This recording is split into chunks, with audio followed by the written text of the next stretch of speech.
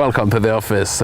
Before the short and sharp around the buoys section, the sailing update takes you to the Canarias Islands. But first, the Transat Jacques Vabre ends with an outstanding victory for PRB in the IMOCA.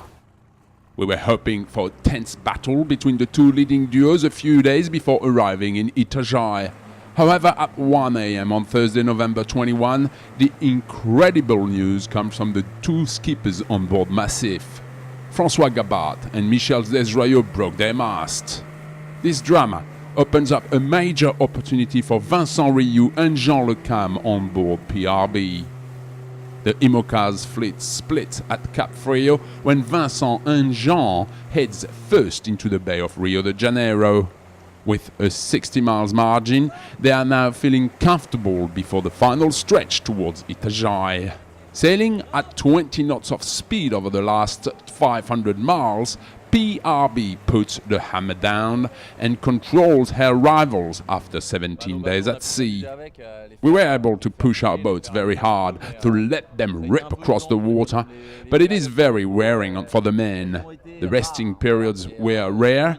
It really felt like we were racing multi-hulls, but this time it was the monohulls. This victory is timely. Vincent combines 6 appearances on this race, while Jean has sailed in 7 editions. And this is their first victory in this event for both. A real tough race, we will call it that, tough.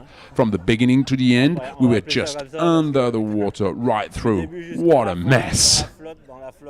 Marc Guillemot and Pascal Bidégory on board Safran snatched a beautiful second place when they sailed really close to the shore in Cape Frio. It has not stopped from start to finish, with lucky breaks and sometimes unlucky ones.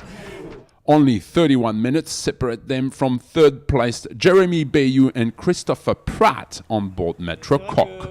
You may think this battle with Safran lasted 3 or 4 days, but in fact it has been a battle against everyone from the get-go.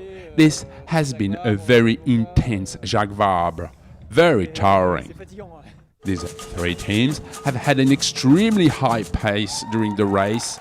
The monohulls sailed at nearly 14 knots of speed on average since Le Havre. The annual RC44 circuit ends with the Class World Championship held in Puerto Calero in the Canarias Islands. In a thrilling end to the RC44 season, 3 races saw the leaderboard turn inside out. Going into the final day, Ironbound and Team Aqua had occupied the top of the leaderboard. Just 9 points separated first from 6th, but after some accelerating race from the 15-strong RC44 fleet, it was Team Seref who were crowned world champions in Lanzarote. Team Aqua finished 3rd and are crowned RC44 Championship Tour winners for the 3rd consecutive year. The teams were tested with different conditions in each race. A building breeze reached 15 knots by the series decider.